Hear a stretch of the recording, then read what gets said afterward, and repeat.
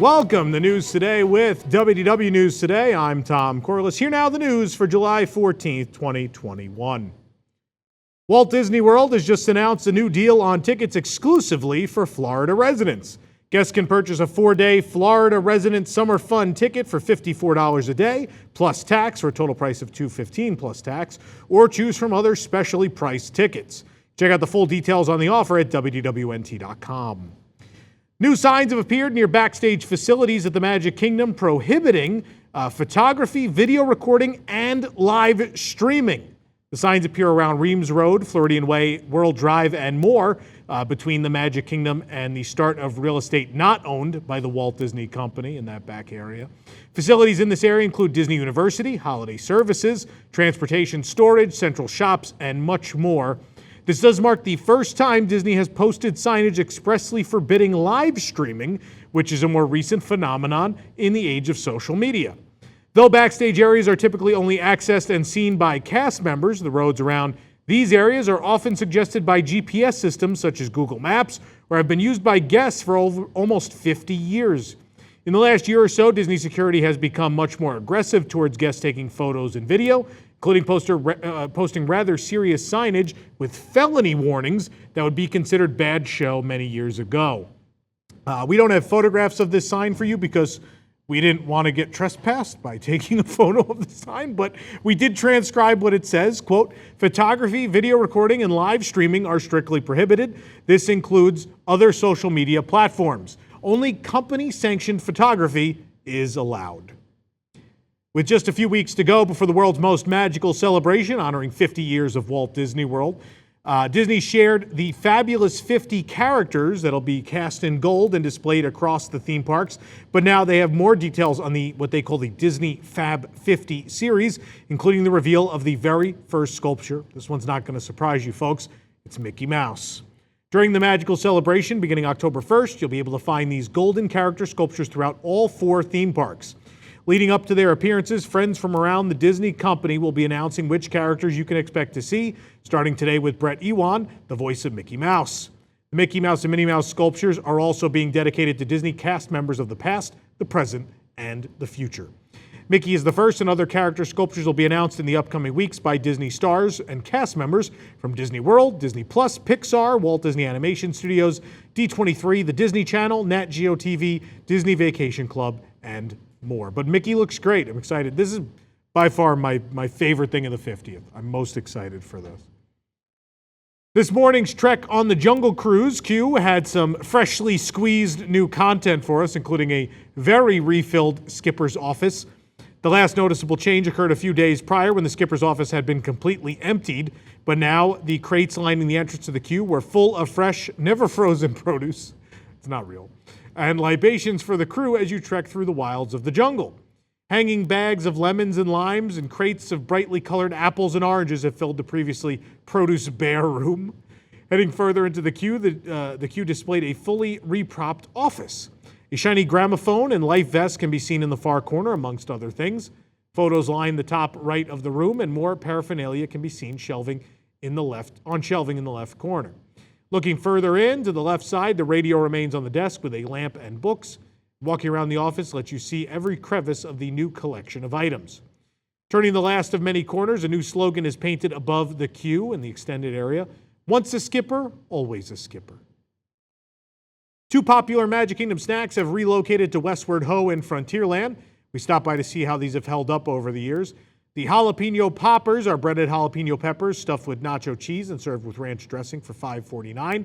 And the candied bacon skewer with chips, originally from Liberty Square Market, home of the baked potatoes, are $9.99. You can read reviews of both on WDWNT.com.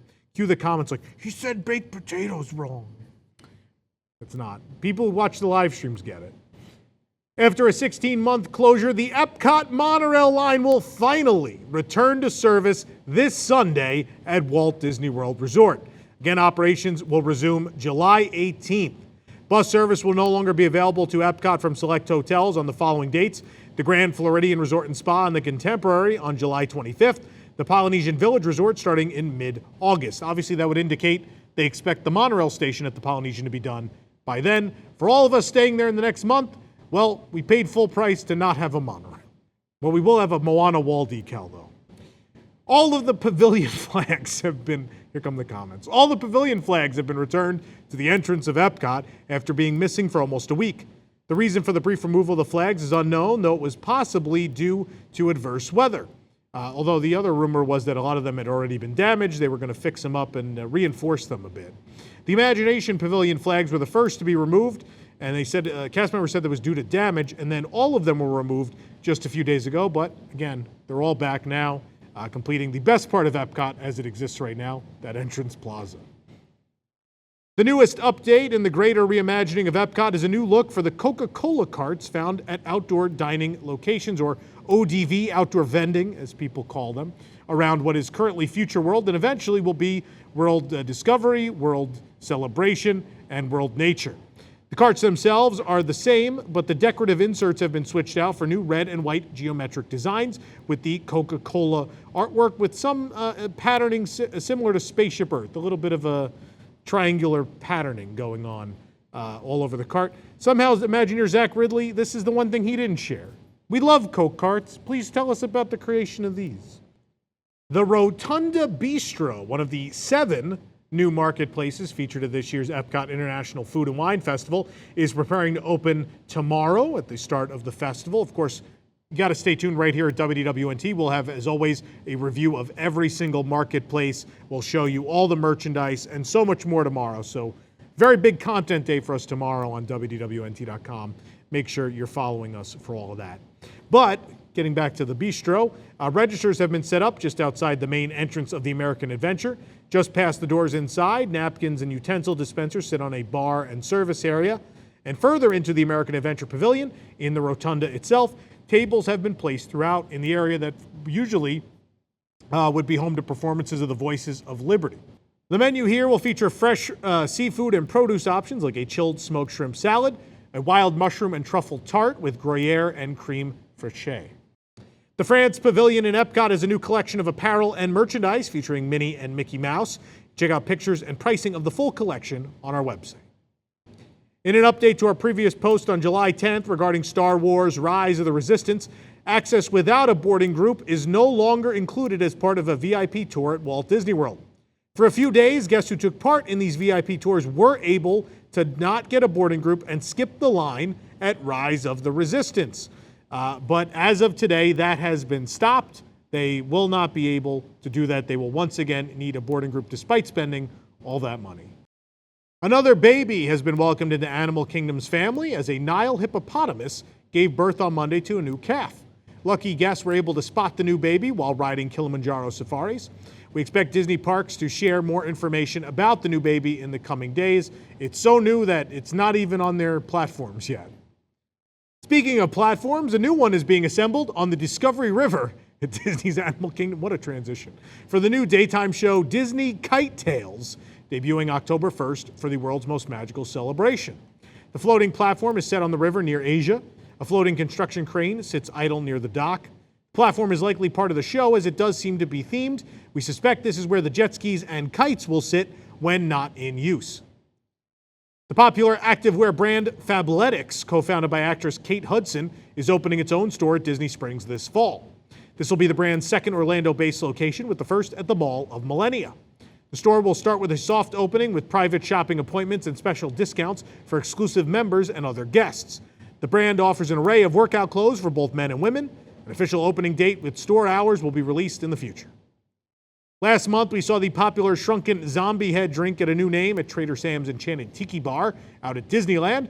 And now the Walt Disney World iteration of Trader Sam's seems to be following suit with 2 popular menu items. According to the Walt Disney World website, there are 2 menu items with new names at Trader Sam's Grog Grotto. The shrunken zombie head is now Zombie, and the Headhunter Sushi Roll has been renamed Kahuna Tuna Sushi Roll. These changes seem to be in line with other cultural sensitivity changes coming to the Jungle Cruise and other places across Walt Disney World. Of course, shrunken head props, including Trader Sam figure, have been removed from the attraction. It's the first time in forever, well, about 2 years, that we've seen this float cruising down the streets of Disneyland. We spotted a Frozen Cavalcade starring Anna and Elsa making its way through the park on the old Frozen float from A Christmas Fantasy Parade at Disneyland, which had its last performance a few years ago. Anna and Elsa are joined by Olaf on the float. Instrumental versions of music from the film play while the cavalcade travels by. This is the first cavalcade we've seen at Disneyland. That has not been a thing they've been doing. And apparently they're testing several different ones right now. You can watch this one in particular right here on our YouTube channel. Bright Suns travelers, Katsaka's Kettle in Star Wars Galaxy's Edge at Disneyland reopens on July 15th with a brand new item on the menu, Batu Wild's Banana Popcorn. Guess they have bananas in a galaxy far, far away. In addition to the chocolate popcorn with crate red salt, which is, by the way, phenomenal, and as well the Outpost popcorn mix, the original, you'll be able to get this new Batu Wild's Banana Popcorn for $6.49. I cannot wait to try this on Friday. It's going to be my first stop. The Breakfast of Champions. If you're cruising down Route 66 through Radiator Springs, you might notice something is a little different. Scrims have gone up around Flo's V8 Cafe in Carsland at DCA. We did notice the land has been in need of a paint job as of late, so this is great to see. So we assume all of this is for the repainting of Flo's, probably the first of many buildings and facades that need to be painted throughout Carsland, which is coming up on its 10th anniversary, so it's probably about time. Disneyland Paris has posted an update regarding the announcement of a new mandatory health pass shared by French President Emmanuel Macron that is planned to start in the country on July 21st. The resort is stating that they are happy to be flexible and comply with the new safety protocol to adjust operations and will share more information with guests as soon as possible. Disneyland Paris is also cautioning guests of high wait times on their phone lines currently. The longtime pianist and entertainer at Epcot's Rose and Crown Pub, Pam Brody, sadly passed away on July 11th. Since the news broke, the Disney community has mourned the loss of one of their favorite entertainers from the park. Nicknamed the Button Lady for her extravagant outfits, Brody worked for Walt Disney World for over 20 years, bringing lasting memories to hundreds of thousands of guests.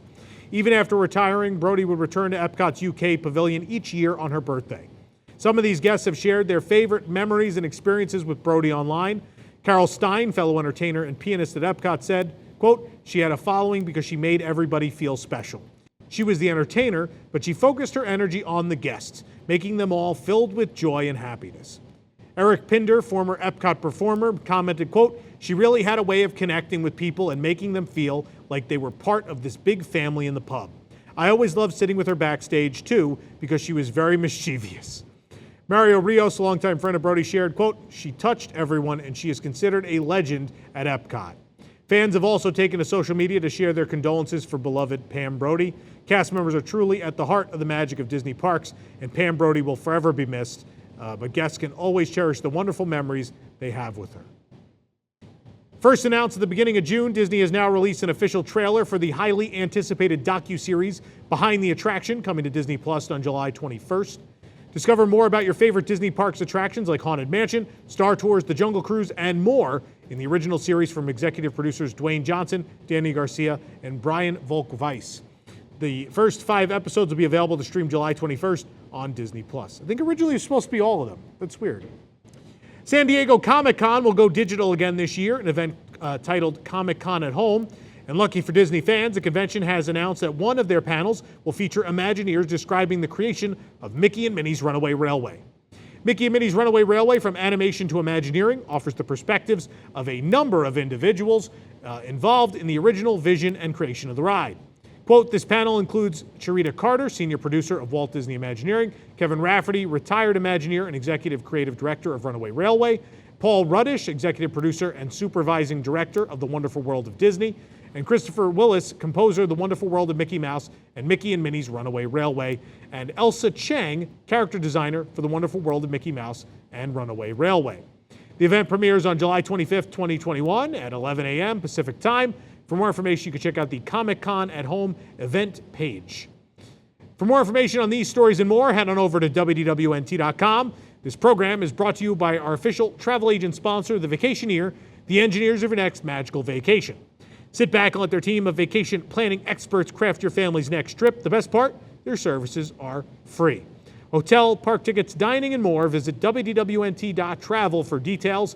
The Vacationeer, the official travel agency of WDWNT. If you're enjoying the show, be sure to like this video, subscribe to WDW News Today on YouTube for more great content, and click the bell for notifications. Also, make sure to hit select all notifications so you never miss an episode of the show. Also, be sure to check out Timekeeping. That show is back, our chronological journey through the 50-year history of Walt Disney World, right here on this channel. 1992 was just put out on Tuesday, featuring Splash Mountain and the opening of Disney's Dixie Landings Resort. Be sure you go and watch it right after this, hopefully. For the worldwide leader in Disney Parks news, this is Tom Corliss saying, enjoy the rest of your today, and have a great, big, beautiful tomorrow.